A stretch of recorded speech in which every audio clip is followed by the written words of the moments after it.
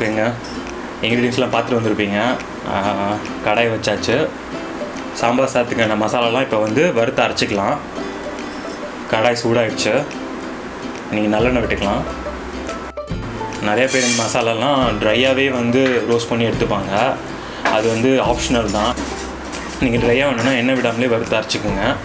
First இந்த கடலைப்பருப்பையும் உளுத்தம்பருப்பையும் போட்டு நல்லா வறுத்துக்கலாம். இந்த கடலைப்பருப்பும் உளுத்தப்பருப்பும் லைட்டாக வறுபட்டதுக்கப்புறம் மற்ற இருக்கிற ஸ்பைசஸ்லாம் போட்டுக்கலாம். என்னடா சாம்பாருக்கு வந்து பட்டை போடுறாங்கன்னு பார்க்குறீங்களா? பட்டை தான் இருக்கிறதுலே இதில் ரொம்ப ஸ்பெஷல். ஆக்சுவலாக அந்த ஒரு லிட்டில் கிக் அதில் அதுதான் கொடுக்குமே அந்த சாம்பார் ரைஸில். இது டிப்பிக்கல் சாம்பார் மாதிரியே இருக்காது. இது கொஞ்சம் ரொம்ப ஸ்பெஷலாக இருக்கும். நீங்கள் வெளியில் ஹோட்டல்லாம் போனீங்கன்னா சாம்பார் சாதம் எப்படி இருக்கும், நம்ம வீட்டில் சாப்பிட்றதுக்கும் அதுக்கு ரொம்ப டிஃப்ரென்ஸ் இருக்கும்ல, அதே மாதிரி தான் இது. ஸோ அதனால தான் இது ஃப்ரெஷ்ஷாக வந்து அரைச்சி நம்ம சாம்பார் பொடி யூஸ் பண்ணுறோம்.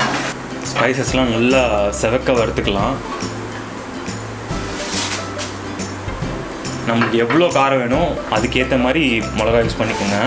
உங்களுக்கு நல்ல கலர் வேணும்னா நீங்கள் காஷ்மீரி சில்லி யூஸ் பண்ணிக்கலாம். ஆனால் காஷ்மீரி சில்லி யூஸ் பண்ணிங்கன்னா உங்களுக்கு காரம் கிடைக்காது. இதில் நீங்கள் நீட்டு மிளகா தான் போடணும் அவசியம் இல்லை, நீங்கள் குண்டு மிளகாவும் போட்டுக்கலாம். நிறைய பேர் பெருங்காயம் இந்த டைமில் சேர்ப்பாங்க, ஆனால் நம்ம இங்கே சேர்க்க போகிறதில்ல. போட்ட பொருளாக நல்லா வறுபட்டுடுச்சு. நீங்கள் கடலைப்பருப்பு உளுத்தப்பருப்பு பார்த்தாலே தெரியும், நல்லா செவந்திருக்கும். இந்த ஸ்டேஜ் தான். இந்த ஸ்டேஜில் எடுத்து நல்லா ஆற வச்சுருங்க. வறுத்து உடனே எடுத்து அரைச்சிடாதீங்க, வறுத்து நல்லா ஆற வச்சுட்டு அரைங்க, அப்போ தான் நல்லாயிருக்கும். சாம்பார் பொடிக்க தேவையான மசாலா வறுத்து எடுத்து வச்சாச்சு. சாம்பார் சாதம் செய்யறதுக்கு ஆரம்பிக்கலாம். நல்லா அகலமாக பெரிய பாத்திரம் எது இருக்கோ அதை எடுத்துக்கோங்க. இதுக்கு நம்ம இன்றைக்கி நல்லெண்ணெய் தான் யூஸ் பண்ண போகிறோம். நல்லா எண்ணெய் சூடாகிடுச்சு. இப்போ கொஞ்சம் கடுகு சேர்த்துக்கலாம். கடுகு நல்லா பொரிஞ்சு வந்தோடனே நம்ம சின்ன வெங்காயம் சேர்த்துக்கலாம். இதுக்குள்ளேயே நம்ம கொஞ்சம் கருவேப்பிலையும் சேர்த்துக்கலாம். வெங்காயம் நல்லா பொன்னிறமாக வர வரைக்கும் நல்லா வறுத்துக்கலாம். சாம்பார் சாதத்துக்கு முடிஞ்ச அளவுக்கு நீங்கள் சின்ன வெங்காயமே யூஸ் பண்ணுங்கள், அது நல்லா டேஸ்ட்டாக இருக்கும். இது கூடவே கொஞ்சம் பெருங்காயம் சேர்த்துக்குங்க. இன்றைக்கி நான் வந்து பொடி பெருங்காயம் தான் யூஸ் பண்ணுறேன். சப்போஸ் நீங்கள் கட்டி பெருங்காயம் யூஸ் பண்ணுறீங்கன்னா நம்ம மசாலா வறுத்து அரைக்கிறோம்ல, அதுலேயே நீங்கள் கட்டி பெருங்காயம் யூஸ் பண்ணிக்கோங்க. இது கூடவே இப்போ கொஞ்சம் மஞ்சத்தூள் சேர்த்துக்கலாம். மஞ்சத்தூளில் பச்சை வாசனை போகிற வரைக்கும் லைட்டாக வறுத்துக்குங்க. மஞ்சத்தூளோட வாசனை போயிடுச்சு நல்லா. இப்போ நம்ம கட் பண்ணி வச்சுருக்க காயெல்லாம் சேர்த்துக்கலாம்.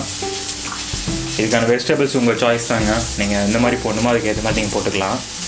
காய் வந்து கொஞ்சம் எண்ணெயிலே கொஞ்சம் நல்லா வறுத்து எடுத்துக்குங்க. அதுக்கப்புறமா வந்து பொடி சேர்க்குறது தண்ணி சேர்க்குறது அப்புறம் பார்த்துக்கலாம். முதல்ல எண்ணெயிலே கொஞ்சம் நல்லா வறுக்கட்டும்.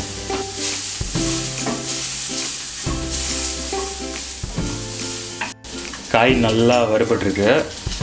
ஸோ நம்ம இப்போ வறுத்து அரைச்சி வச்சுருக்க சாம்பார் பொடி இப்போ போடணும். எல்லா பொடியும் போட்டுறாதீங்க. இந்த டைமில் வந்து ஒரு முக்கால்வாசி பொடி போட்டுக்குங்க. பொடி போட்டு நல்லா கிளறி விட்டுட்டு கொஞ்சம் உப்பு சேர்த்துக்குங்க. காய் நல்லா வேகிறதுக்கு தேவையான அளவு உப்பு போட்டுக்குங்க. இப்போ நல்லா கிளறி விட்டுட்டு காய் வேகிறதுக்கு எவ்வளோ தண்ணி வேணுமோ அவ்வளோ தண்ணி யூஸ் பண்ணிக்கோங்க. ஸோ மூடி போட்டு இப்போ காயை கொஞ்சம் நல்லா வேக விட்டுருங்க. இந்த ப்ரிப்பரேஷன் ஸ்டார்ட் பண்ணுறதுக்கு முன்னாடி இந்த பருப்பையும் அரிசியும் வந்து ஒரு மினிமம் 1.5 மணி நேரம் ஊற வச்சு எடுத்துக்கோங்க. பருப்பு அரிசி ரேஷியோ வந்து 3:4 ரேஷியோ தான்.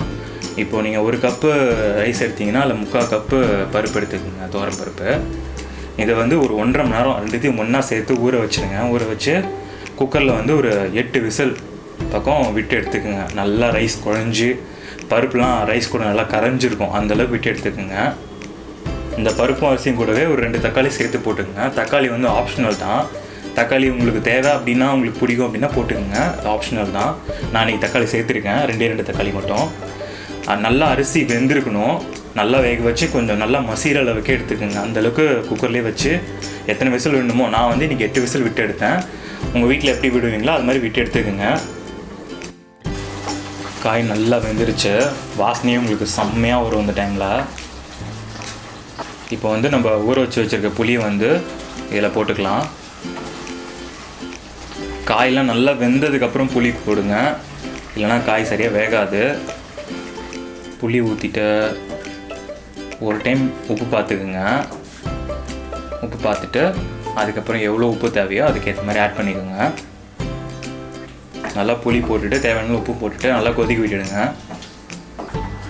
சாப்பாடும் பருப்பும் வேக வைக்கக்குள்ளே அதுக்கு தேவையான அளவு உப்பு போட்டு வேக வச்சுக்கோங்க.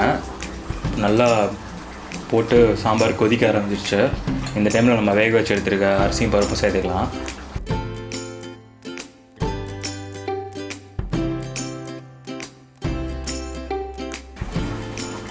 போட்டுட்டு நல்லா மிக்ஸ் பண்ணிவிடுங்க. நல்லா மிக்ஸ் பண்ணிவிட்டு ஒரு 5 to 10 minutes அப்படியே மீடியம் ஃப்ளேம்லேயே வச்சு குக் பண்ணிவிடுங்க. அதிலே நம்ம அரைச்சி வச்சுருக்க பொடியிலே ஒரு ஸ்பூன் எடுத்து நல்லா மேலே தூவி விட்டுக்குங்க. கலக்க வேண்டாம், அப்படியே மூடி போட்டு விட்டுடுங்க. அவ்வளோதான். இது ஆக்சுவலாக ஒரு 5 minutes நல்லா இதிலே குக் பண்ணுங்க, போதும். இதுக்கப்புறம் இதில் நம்ம இப்போ தாளிச்சு கொட்டுறது மட்டும்தான் வேலை. நம்ம அங்கே தாளிச்சு கொட்டுறது பார்ப்போம். தாளிக்கிறதுக்கு பேன் எடுத்தாச்சு. தாளிக்கிறதுக்கு வந்து நெய் யூஸ் பண்ணிக்கலாம். நெய் போட்டிங்கன்னா நல்லா வாசனையாக கமகமன்னு இருக்கும் சாம்பார் சாதம். நெய் விட்டுட்டு அதில் ஒரு 1/2 ஸ்பூன் உளுத்தம்பருப்பும், அப்புறம் கொஞ்சம் முந்திரி, அப்புறம் கொஞ்சம் கருவேப்பிலை. தாளிப்பு ரெடி. இப்போ நம்ம இதை சாம்பார் சாதத்தில் நல்லா சேர்த்து கலக்க போகிறோம். நம்ம தாளித்து வச்சுக்கிறத இப்போ நல்லா சேர்த்து மிக்ஸ் பண்ணிடலாம். அவ்வளோதாங்க, நம்ம சாம்பார் சாதம் ரெடி. கார்னிஷிங்க்கு கொஞ்சமாக கொத்தமல்லி ஆட் பண்ணிக்கோங்க. வாசனை நெய் சேர்த்ததுக்கப்புறம் செம்மையாக வருதுங்க. இதே மாதிரி உங்கள் வீட்டில் செஞ்சு பாருங்கள், செம்மையாக இருக்கும். வாங்க சாப்பிட போகலாம்.